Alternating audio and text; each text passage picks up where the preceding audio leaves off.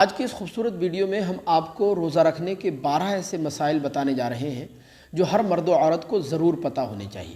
روزہ رکھنے کے یہ 12 مسائل آپ کو روزے کا انشاءاللہ عالم بنا دیں گے، لہذا یہ ویڈیو آپ خود بھی دیکھیں، اپنے گھر کے بچوں کو بھی دکھائیں، اور رمضان کے اس مقدس مہینے میں ثواب کمانے کے لیے اس ویڈیو کو آگے بھی لازمی شیئر کریں تاکہ دوسرے لوگ بھی یہ مسائل اچھی طرح سمجھ سکیں۔ دیکھیں، پہلا مسئلہ ہے کہ روزہ افطارنے کی دعا کب پڑھنی چاہیے، روزہ افطارنے سے پہلے یا روزہ افطارنے کے بعد۔ حالانکہ بہت سے لوگ روزہ افطارنے کی دعا روزہ افطارنے سے پہلے پڑھتے ہیں، جبکہ یہ مسئلہ صحیح نہیں ہے۔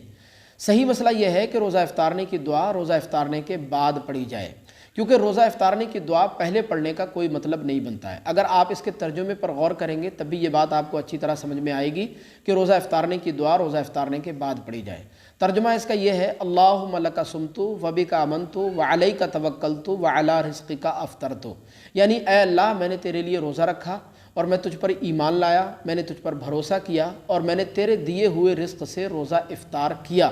تو ترجمے سے بھی یہ بات اچھی طرح واضح ہو رہی ہے کہ روزہ افطارنے کی دعا روزہ افطارنے کے بعد پڑھی جائے، یعنی جب آپ کھجور سے یا پانی سے یا کسی بھی چیز سے روزہ افطار کر لیں اس کے بعد روزہ افطار کی دعا پڑھیں، پہلے نہ پڑھیں۔ صحیح مسئلہ یہی ہے۔ دوسرا مسئلہ یہ ہے کہ روزے کی حالت میں ٹوتھ برش کرنا، کولگیٹ کرنا یا گل منجن کرنا یہ کیسا ہے؟ بعض لوگ گل منجن کرنے کے بڑے عادی ہوتے ہیں، گل منجن کے بغیر ان کو 2 گھنٹے گزارنا بھی بڑا مشکل ہوتا ہے، وہ ان کی ایسی عادت بن جاتی ہے۔ لہذا ان کو یہ مسئلہ اچھی طرح ذہن نشین کر لینا چاہیے کہ روزے کی حالت میں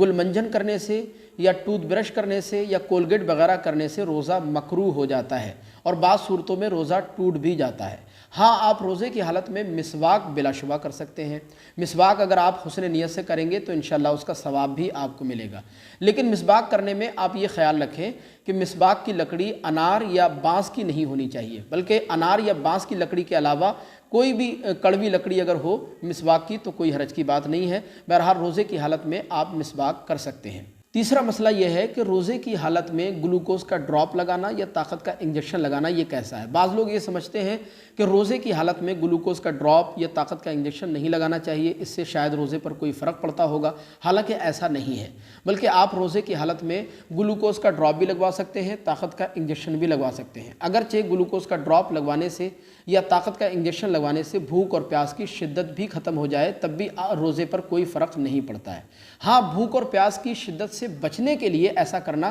یہ مکروہ ضرور ہے، لیکن بہرحال روزے کی حالت میں گلوکوز کا ڈراپ لگوانے سے یا طاقت کا انجیکشن لگوانے میں کوئی حرج کی بات نہیں ہے۔ اسی طرح بہت سے لوگ یہ سمجھتے ہیں کہ روزے کی حالت میں آنکھ میں دوا نہیں ڈالنا چاہیے، حالانکہ علماء کا اس مسئلے میں اختلاف ہے، لیکن ہمارے نزدیک صحیح مسئلہ یہ ہے کہ روزے کی حالت میں آنکھ میں دوا ڈالنے میں کوئی حرج کی بات نہیں ہے۔ آنکھ میں دوا ڈالنے سے روزے پر کوئی فرق نہیں پڑے گا، روزے میں کوئی خلل کوئی نقص واقع نہیں ہوگا۔ روزے کی حالت میں آپ بلا شبہ آنکھ میں دوا ڈال سکتے ہیں۔ اسی طرح ایک مسئلہ یہ ہے کہ بہت سے لوگ یہ سمجھتے ہیں کہ بغیر سحری کھائے اگر روزہ رکھا تو شاید روزہ نہیں ہوگا یا روزے میں کوئی فرق پیدا ہو جائے گا، روزے میں کوئی خلل پڑ جائے گا، حالانکہ ایسا نہیں ہے۔ بغیر سحری کھائے آپ بلا شبہ روزہ رکھ سکتے ہیں، روزہ رکھنے میں شرعاً کوئی حرج کی بات نہیں ہے۔ ایک مسئلہ یہ بھی ہے، بہت سے لوگ اس مسئلے میں بھی بڑی کنفیوژن کا شکار ہوتے ہیں کہ روزے کی حالت میں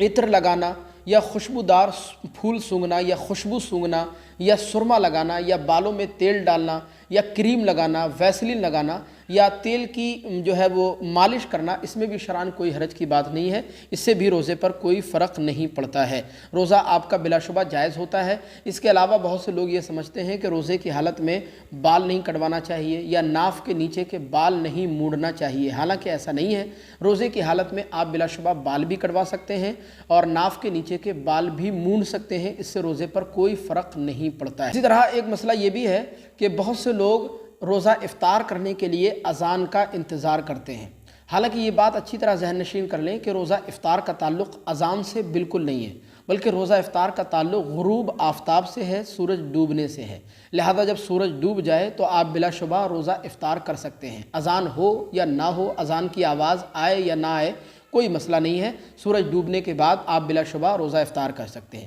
اسی طرح کچھ لوگ یہ سمجھتے ہیں کہ رمضان کے مہینے میں بیوی سے ہم بستری نہیں کر سکتے، حالانکہ ایسا بھی نہیں ہے۔ رمضان کے مہینے میں آپ بلا شبہ اپنی بیوی سے ہم بستری کر سکتے ہیں۔ رمضان کے مہینے میں بیوی سے ہم بستری کرنا بلا شبہ جائز ہے۔ ہاں، روزے کی حالت میں دن کے وقت میں بیوی سے ہم بستری کرنا جائز نہیں ہے۔ دن کے وقت میں اگر رمضان کے مہینے میں روزے کی حالت میں بیوی سے ہم بستری کی تو اس سے روزہ فاسد ہو جائے گا، لیکن رات کے وقت میں بیوی سے آپ بلا شبہ ہم بستری کر سکتے ہیں، اس میں شرعاً کوئی حرج کی بات نہیں ہے۔ اسی طرح ایک مسئلہ یہ بھی ہے کہ روزہ رکھنے کے لیے بعض عورتیں اینٹی پریگننسی ٹیبلٹس وغیرہ یوز کرتی ہیں کہ پیریڈ نہ آئے، حیض نہ آئے، جس کی وجہ سے وہ اپنے روزے کنٹینیو رکھ سکیں۔ حالانکہ اس صورت میں روزہ تو البتہ ہو جائے گا، لیکن یہ فعل جائز نہیں ہے، کیونکہ ایسا کرنے سے شدید بیماریوں میں مبتلا ہونے کا اندیشہ بڑھ جاتا ہے، لہذا ایسا نہیں کرنا چاہیے۔ اسی طرح ایک مسئلہ یہ ہے کہ بعض لوگ یہ سمجھتے ہیں کہ روزے کی حالت میں غسل نہیں کرنا چاہیے، غسل کرنے سے شاید روزے پر کوئی فرق پڑتا ہوگا، یا روزے کی حالت میں اگر نائٹ فال ہو جائے، احتلام ہو جائے تو شاید روزہ ٹوٹ جائے گا، حالانکہ ایسا نہیں ہے۔ روزے کی حالت میں غسل کرنا بلا شبہ جائز ہے، یا روزے کی حالت میں اگر احتلام ہو جاتا ہے، نائٹ فال ہو جاتا ہے تو اس سے بھی روزے پر کوئی فرق نہیں پڑتا ہے۔ اسی طرح بہت سے لوگوں میں یہ غلط فہمی بھی پائی جاتی ہے کہ کچھ لوگ یہ سمجھتے ہیں کہ جس نے روزہ رکھا ہے اسی پر صدقہ فطر واجب ہوتا ہے، جس نے روزہ نہیں رکھا ہے اس پر صدقہ فطر واجب نہیں ہوتا ہے، حالانکہ ایسا نہیں ہے، بلکہ صحیح مسئلہ یہ ہے کہ جس نے روزہ رکھا ہے اس پر بھی صدقہ فطر واجب ہے، جس نے روزہ نہیں رکھا ہے اس پر بھی صدقہ فطر واجب ہے۔ صدقہ فطر کے واجب ہونے کے لیے روزہ رکھنا یا نہ رکھنا یہ شرط نہیں ہے، جو روزہ رکھے گا اس کو بھی صدقہ فطر دینا ہوگا، جو روزہ نہیں رکھے گا اس کو بھی صدقہ فطر دینا ہوگا۔ اسی طرح بعض لوگ یہ سمجھتے ہیں کہ ناپاکی کی حالت میں روزہ رکھنا شاید جائز نہیں ہے، روزہ نہیں ہوگا یا روزے میں کوئی خلل پڑ جائے گا، روزے میں کوئی کمی واقع ہو جائے گی، حالانکہ ایسا نہیں ہے۔ ناپاکی کی حالت میں بلا شبہ روزہ رکھنا جائز اور درست ہے، روزے میں کوئی خلل واقع نہیں ہوگا، روزے میں کوئی کمی نہیں پڑے گی۔ ہاں، اتنا ضرور خیال رکھیں کہ اتنی دیر تک ناپاک رہنا